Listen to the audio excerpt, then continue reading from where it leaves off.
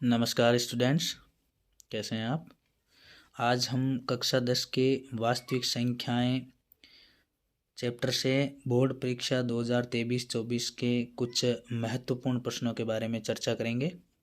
वो प्रश्न कुछ इस प्रकार हैं। बोर्ड की परीक्षाओं में एक 2 नंबर का क्वेश्चन आएगा और एक 1 नंबर का आएगा और एक 1 नंबर का और आएगा। तो कुछ इस प्रकार क्वेश्चन हैं अपने पास। पहला क्वेश्चन है संख्याओं 26 और 91 का एलसीएम और एचसीएफ ज्ञात करो। सेकंड क्वेश्चन है दो संख्याओं 336 और 54 का एचसीएफ ज्ञात करो। थर्ड क्वेश्चन है दो संख्याओं 455 और 42 का एचसीएफ ज्ञात करो। फोर्थ क्वेश्चन है 24 और 30 का एचसीएफ ज्ञात करो। फिफ्थ क्वेश्चन है 135 और 225 का एचसीएफ यूक्लिड विभाजन प्रमेय से ज्ञात करो। सिक्स्थ क्वेश्चन अपने पास है परिमेय संख्या 17/8 का दशमलव प्रसार बताना है आपको, शांत होगा या अशांत होगा। एक और क्वेश्चन है अपने पास 7वां नंबर 23/2 की घात 3 × 5 की घात 2 का दशमलव प्रसार कैसा होगा, शांत होगा या अशांत होगा, ये आपको बताना है। तो देखिए पहला क्वेश्चन क्या है, 26 और 91 का एलसीएम और एचसीएफ ज्ञात करना। देखिए 26 और 91 का एलसीएम और एचसीएफ, इनका एलसीएम और एचसीएफ अभाज्य गुणनखंड विधि द्वारा ज्ञात किया जाएगा। तो 26 को अपन अभाज्य गुणनखंड के रूप में लिख सकते हैं। 26 में इसका जो अंतिम अंक है वो 6 एक सम संख्या है, इसका मतलब ये 2 से विभाज्य होगी। 2 से अगर इसको भाग देते हैं तो 13 बार जाएगा। 13 एक खुद अभाज्य संख्या है, 13 में 13 का भाग एक बार गया, अर्थात हम कह सकते हैं कि 26 को अभाज्य गुणनखंडों के रूप में 2 × 13 ऐसे लिखा जा सकता है। सेकंड संख्या है अपने पास में 91। 91 का लास्ट डिजिट 1 है, एक विषम संख्या है, इसका मतलब इसमें 2 का भाग नहीं जाएगा। फिर 3 का भाग देने के लिए ये रूल होता है, जैसे इसके पूरे डिजिट हैं इनको आप ऐड कर दो, जोड़ दो, 9 + 1 10, 10 में 3 का भाग नहीं जाता है, इसका मतलब इस 91 में भी 3 का भाग नहीं जाएगा। फिर 5 का भी इसमें भाग नहीं जाएगा, क्योंकि 5 का भाग जाने के लिए यहाँ 0 और 5 होना ज़रूरी है अंतिम अंक। फिर इसमें अपन 7 का भाग देते हैं, 7 का भाग 9 में एक बार गया, फिर 2 बच गए, 2 का मतलब 21 हो गया, 21 में 3 बार गया। अब 13 खुद एक अभाज्य संख्या है, 13 में 13 का भाग जाएगा एक बार, अर्थात 91 को हम 7 × 13 के रूप में लिख सकते हैं। अब हम इसका एलसीएम निकालते हैं। एलसीएम का मतलब होता है लघुत्तम समापरिवर्तक, लीस्ट कॉमन मल्टीपल, अर्थात अभाज्य संख्याओं की अधिकतम घातें। यहाँ 2 की घात अधिकतम 1 है, 7 की घात अधिकतम 1 है और 13 की भी अधिकतम घात 1 है, अर्थात इन सब को अपन गुणा करते हैं। 2 को 7 से गुणा किया तो 14 × 13, अर्थात 13 चौके 52 और 13 और 5 18, अर्थात 26 और 91 का एलसीएम 182। अब निकालते हैं अपन एचसीएफ, हाईएस्ट कॉमन फैक्टर, अर्थात महत्तम समापरिवर्तक। इनके अभाज्य गुणनखंडों में जो कॉमन संख्या है, कॉमन अभाज्य संख्याएं हैं, वो इसका एचसीएफ होगा। यहाँ पर 2 है लेकिन यहाँ पर 2 नहीं है, यहाँ पर 7 है लेकिन यहाँ पर 7 नहीं है, 13 यहाँ भी है और 13 यहाँ भी है, इसका मतलब ये हुआ इसका एचसीएफ होगा 13। तो इस प्रकार अपन इसका एचसीएफ 13 हो जाएगा और इसका एलसीएम 182 हो जाएगा। सेकंड क्वेश्चन देखते हैं, क्वेश्चन नंबर 2। क्वेश्चन नंबर 2 अपने पास था दो संख्याओं 336 और 54 का एचसीएफ ज्ञात करो। अब इनका एचसीएफ अपन यूक्लिड विभाजन प्रमेय का से करेंगे। यूक्लिड विभाजन प्रमेय का क्या होती है ये, A = BQ + R, जहाँ R B से छोटा होता है और 0 से बड़ा या इसके बराबर हो सकता है। इन दोनों में से बड़ी संख्या कौन सी है? 336। 336 को डिवाइड करेंगे 54 से, कितनी बार भाग जाएगा देखते हैं। इसका भाग जाएगा 6 बार। 6 को गुणा करना है इसके, 6 चौके 24, 5 अंग 30, 30 और 2 32, अर्थात 6 बार भाग गया 324 लिखेंगे। अब अपन माइनस करेंगे तो 6 में से 4 गया 2 बच गया, 3 में से 2 गया 1 बच गया, 3 में से 3 गया 0 बच गया। इसका मतलब ये हुआ कि यहाँ r बराबर 0 नहीं है। r बराबर 0 नहीं होता है तो वापस इस संख्या में 54 में आपको 12 का भाग देना होगा। 12 का भाग दीजिए, 8 चौके 48, 4 बार गया। फिर माइनस कीजिए, माइनस करते हैं तो 14 में से 8 गए 6 बच गए और 4 में से 4 गया 0 बच गया। इसका मतलब यहाँ भी r बराबर 0 नहीं है तो वापस इसमें भाग दीजिए 12 में।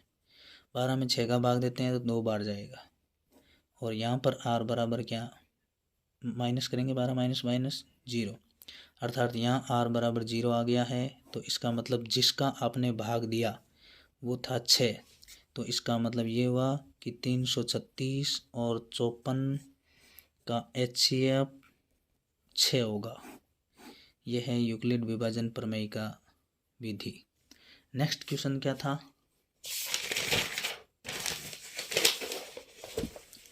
नेक्स्ट क्वेश्चन अपने पास था दो संख्याओं 455 और 42 का HCF ज्ञात करो।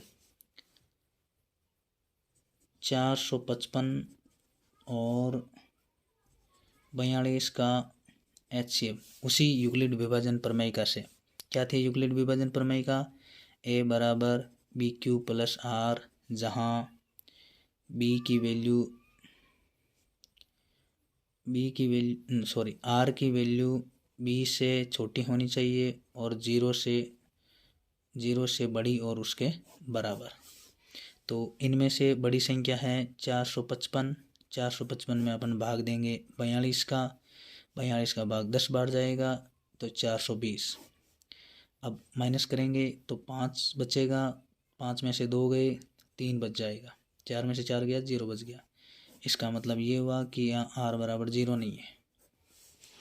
अब r बराबर 0 नहीं है तो वापस 42 में भाग देंगे अपन 35 का, एक बार जाएगा 35 लिख दिए। यहाँ माइनस करेंगे कितने बच जाएंगे, 12 में से 5 गए 7 बच गए। इसका मतलब यहाँ r बराबर 0 नहीं है तो इसका मतलब 35 में वापस भाग देंगे 7 का, ये भाग जाएगा 5 बार, 7 पंजे 35, माइनस करेंगे 0 आ गया। इसका मतलब यहाँ r बराबर 0 आ गया है। अतः आपने जिस संख्या का भाग दिया 7 का, तो इसका मतलब HCF ऑफ 455 और 42 का HCF हो जाएगा 7। अगला क्वेश्चन अपने पास में है क्वेश्चन नंबर 4 है अपने पास में, ये क्वेश्चन नंबर 3 था। 4th क्वेश्चन है 24 और 30 का HCF ज्ञात करो। 24 और 30 का HCF वही यूक्लिड विभाजन प्रमेय का से क्या होती है, A बराबर BQ, ये A बराबर BQ प्लस R, जहाँ R की वैल्यू B से छोटी होती है और 0 के बराबर या उससे बड़ी होती है। तो इनमें से बड़ी संख्या 30 है, 30 में भाग देंगे अपन 24 का, एक बार जाएगा, माइनस करेंगे 6 बच जाएंगे। इसका मतलब R बराबर 0 नहीं आया, अभी R बराबर 0 नहीं है।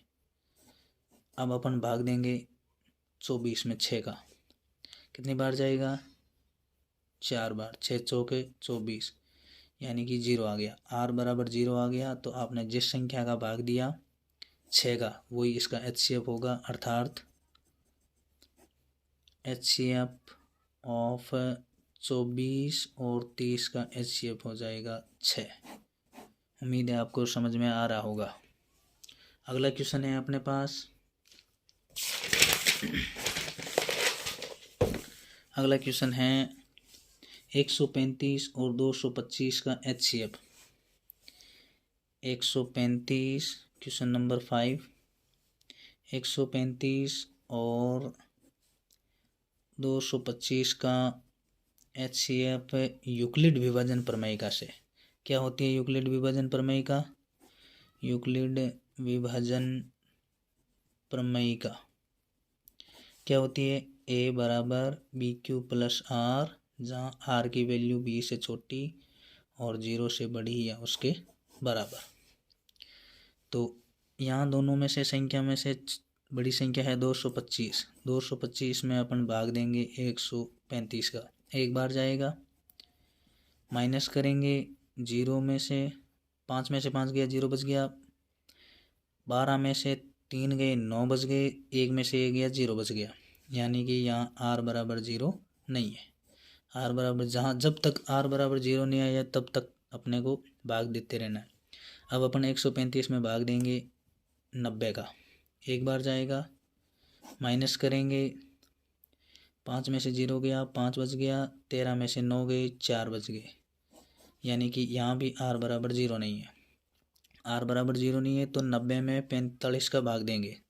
ये पूरा पूरा जाएगा 2 बार 90, सॉरी यहाँ पे 90 आएगा। माइनस करेंगे 0 आ गया, अर्थात R बराबर 0 आ गया। तो आपने जिस संख्या का भाग दिया वही इसका HCF होगा। अर्थात HCF ऑफ 135 और 225 इज इक्वल टू बराबर HCF ऑफ 135 और 225 का HCF बराबर होगा 45। उम्मीद है आपको समझ में आ रहा होगा। अगला क्वेश्चन है अपने पास, अगला क्वेश्चन है परिमेय संख्या। परिमेय संख्या क्वेश्चन नंबर 6 है। परिमेय संख्या 17/8 का दशमलव प्रसार शांत होगा या अशांत? शांत या अशांत, ये 1 नंबर में क्वेश्चन 100% आता है। तो किसी भी संख्या, किसी परिमेय संख्या P/Q का दशमलव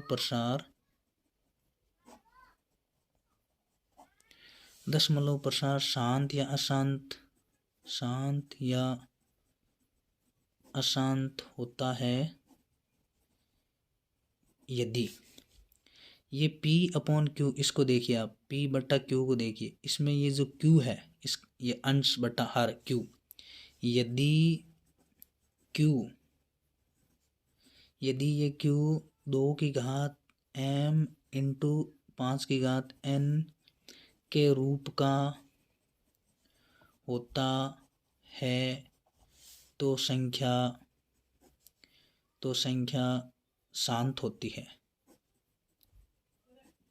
अब देखिए 17/8, अर्थात इसको ऐसे लिख सकते हैं 17/8 को अगर अभाज्य गुणनखंड विधि से इसको अपन अभाज्य गुणनखंडों के रूप में लिखना चाहें तो 2 इंटू 2 इंटू 2, अर्थात इसको ऐसे लिखा जा सकता है 17/2 की घात 3 इंटू, अब यहाँ 5 की घात कुछ भी नहीं है तो 5 की घात 0 लिख सकते हैं। 5 की घात 0 की वैल्यू 1 हो गई। 1 को किसी भी संख्या से गुणा करते हैं तो वापस वही संख्या आती है।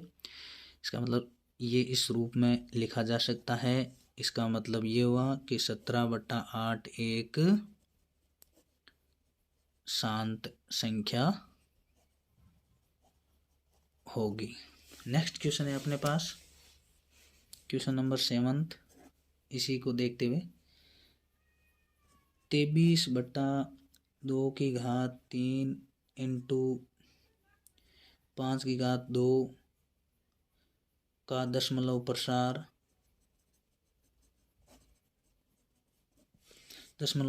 शांत होगा या अशांत होगा, ये आपको बताना है। अपन ने थोड़ी देर पहले ये पढ़ा था कि किसी भी संख्या P/Q का दशमलव प्रसार शांत या अशांत होता है यदि Q किस रूप का होना चाहिए? क्यू 2 की घात m इंटू 5 की घात n के रूप का होता है तो संख्या शांत होती है। तो यहाँ अपने पास में क्यू को देखिए, क्यू बराबर 2 की घात 3 इंटू 5 की घात 2 है, अर्थात इसको ऐसे लिखा जा सकता है क्यू बराबर 2 की घात m इंटू 5 की घात n।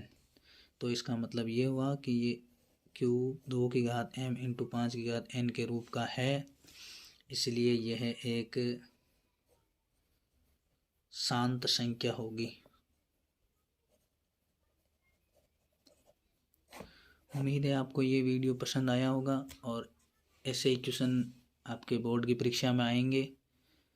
धन्यवाद।